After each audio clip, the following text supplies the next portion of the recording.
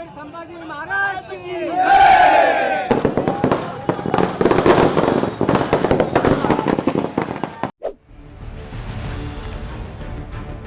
मुंबई महानगर पालिका बीएमसी चुनाव 2026 के शुरुआती नतीजों ने मुंबई की राजनीति में नई बहस छेड़ दी है। जिस शहर में दशकों से भाषा, पहचान और क्षेत्रीय अस्मिता के नाम पर राजनीति होती रही, वहां दहिसर से आया एक नतीजा सियासी समीकरणों को हिला देने वाला साबित हो रहा है। उप मुख्यमंत्री एकनाथ शिंदे के नेतृत्व वाली शिवसेना शिंदे गुट की उम्मीदवार रेखा यादव ने दहिसर वार्ड नंबर 1 से जीत दर्ज कर न केवल चुनावी इतिहास रचा, बल्कि मुंबई की राजनीति में एक प्रतीकात्मक संदेश भी दे दिया है। रेखा यादव बीएमसी चुनाव 2026 में जीत दर्ज करने वाली पहली उत्तर भारतीय महिला उम्मीदवार बन गई हैं और यही बात इस जीत को साधारण से कहीं ज्यादा खास बना देती है।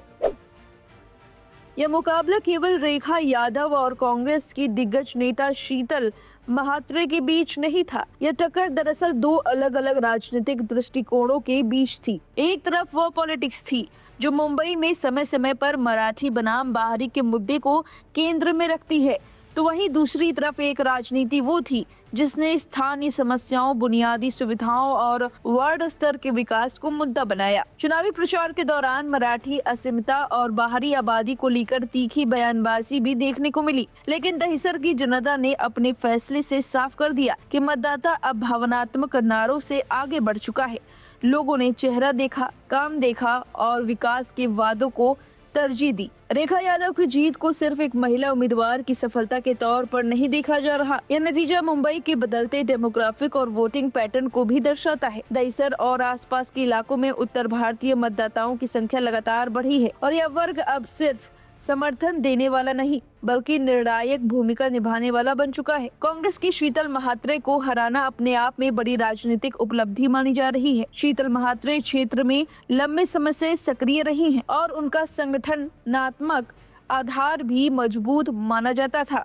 ऐसे में रेखा यादव की जीत यह संकेत देती है कि शिवसेना शिंदे गुट ने जमीनी स्तर पर सही रणनीति अपनाई और मतदाताओं से सीधा संवाद किया। राजनीतिककार मानते हैं कि यह जीत एकनाथ शिंदे गुट के लिए मनोवैज्ञानिक बढ़त लेकर आई है। बीएमसी पर लंबे समय से शिवसेना का दबदबा रहा है। 2026 के चुनाव में शिंदे गुट के लिए प्रतिष्ठा का सवाल भी है। दहिसर से मिली यह शुरुआती सफलता यह दिखाती है कि पार्टी की पकड़ केवल परंपरागत मराठी वोट बैंक तक सीमित नहीं रही। फिलहाल अभी नतीजे पूरी तरह से आने बाकी हैं। देखना होगा कि आखिर किसे मिलती है बीएमसी की सत्ता की चाबी। अब इस खबर पर आपकी क्या राय है, हमें कमेंट करके अपनी राय जरूर दे। बने रहिए लाइव हिंदुस्तान के साथ।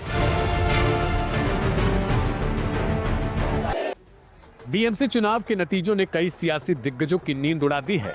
जहां एक तरफ बीजेपी और ठाकरे गुट के बीच शहमाद का खेल चला, वहीं मुंबई की सियासत में एक ऐसी एंट्री हो गई जिसने सबको हैरान कर दिया है। बात हो रही है असदुद्दीन ओवैसी की पार्टी AIMIM की। मुंबई के सियासी आसमान में इस बार ओवैसी की पतंग ऐसी उड़ी कि उसने सीधे 4 सीटों पर कब्जा जमा लिया। मुंबई महानगर पालिका देश की सबसे अमीर और सबसे पेचीदा सियासी पेच। यहाँ खाता खोलना भी किसी बड़ी उपलब्धि से कम नहीं माना जाता। लेकिन इस बार हैदराबाद से आई पतंग ने मुंबई में लंबी उड़ान भरी है। असदुद्दीन ओवैसी की AIMIM ने बीएमसी चुनाव में चौंकाने वाला प्रदर्शन करते हुए 4 महत्वपूर्ण सीटों पर जीत का परचम लहराया है। कहां जीते AIMIM के प्रत्याशी। AIMIM प्रत्याशियों ने मुंबई के अलग अलग इलाकों में जीत दर्ज करके पार्टी और इसके मुखिया असदुद्दीन ओवैसी को जश्न मनाने का मौका दे दिया। AIMIM को सबसे अहम जीत वार्ड नंबर 136 से मिली, जहां जमीर कुरैशी ने जीत हासिल की। जमीर कुरैशी को कुल 14,921 वोट मिले और उन्होंने अपने निकटतम प्रतिद्वंदी को 9,923 मतों के बड़े अंतर से हराया। वार्ड नंबर 137 में AIMIM के समीर रमजान पटेल विजयी रहे। अंतिम चरण में उन्हें कुल 9,436 वोट प्राप्त हुए और उन्होंने 4,568 मतों के अंतर से जीत दर्ज की। यह इलाका भी मानखुर्द शिवाजी नगर के आसपास का है।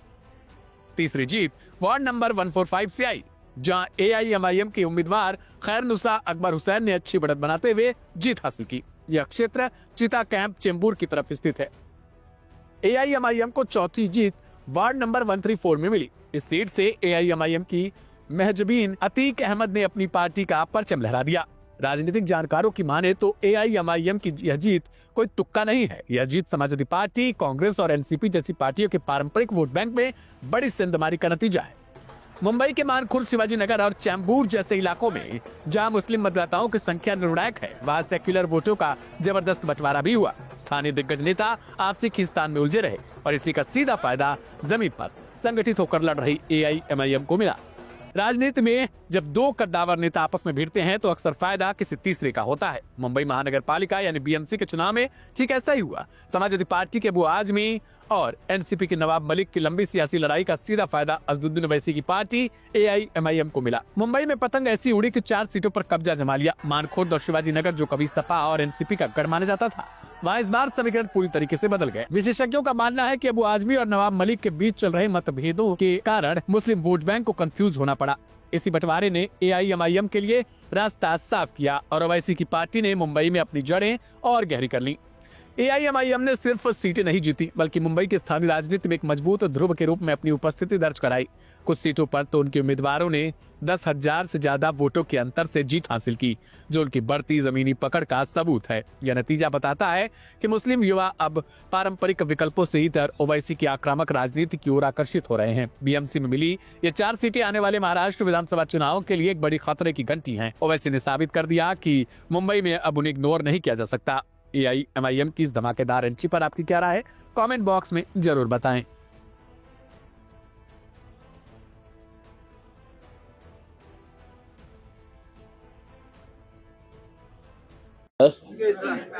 चलिए, मैं औरंगाबाद शहर की आवाम का तहे दिल से शुक्रिया अदा करता हूँ।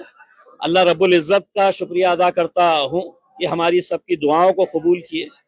हम हमारे पार्टी के सदर जनाब बैरिस्टर असदुद्दीन अवैसी साहब, अकबरुद्दीन अवैसी साहब, मजलिस के तमाम जिम्मेदारान और इस शहर की वो आवाम जिसने पिछले 10-12 सालों से मजलिस का भरपूर साथ दिया है, और उन्हीं की दुआओं, उन्हीं की ताकतों की वजह से आज अल्हम्दुलिल्लाह यहाँ पर हम 30 से ज्यादा सीटें हासिल कर चुके हैं और इंशाल्लाह हमें हमारा आंकड़ा जो है वो हम 33 सीटें हम जीत रहे हैं। यानी कि भारतीय जनता पार्टी के बाद अगर कोई दूसरा पक्ष यहाँ पर सबसे मजबूत साबित हुआ है तो वह मजलिस इत्तेहादुल मुस्लिमीन साबित हुआ है। और हमें खुशी है, हम आवाम का तहे दिल से सर झुकाकर उनका शुक्रिया अदा करते हैं कि वो लोगों ने एक मर्तबा फिर मजलिस के ऊपर भरोसा जताया और ऐसे ऐसे आम लोगों को जो हमने टिकट दिया, वो लोग आज मजलिस के टिकट के ऊपर चुन के आए हैं। हम उन्हें भी मुबारकबाद देते हैं और उम्मीद करते हैं कि औरंगाबाद शहर के विकास के लिए हम कटिबद्ध रहेंगे। हम पूरी कोशिश करेंगे शहर के अंदर अच्छा विकास हो और भारतीय जनता पार्टी जो सिंगल लार्जेस्ट पार्टी बन के आई है, वो शहर के लिए अगर कुछ अच्छे फैसले लेती है तो हम उनका साथ देंगे, और अगर नहीं लेती है तो हम एक विरोधी पक्ष का जो रोल होना चाहिए वो बखूबी अच्छी तरीके से निभाएंगे।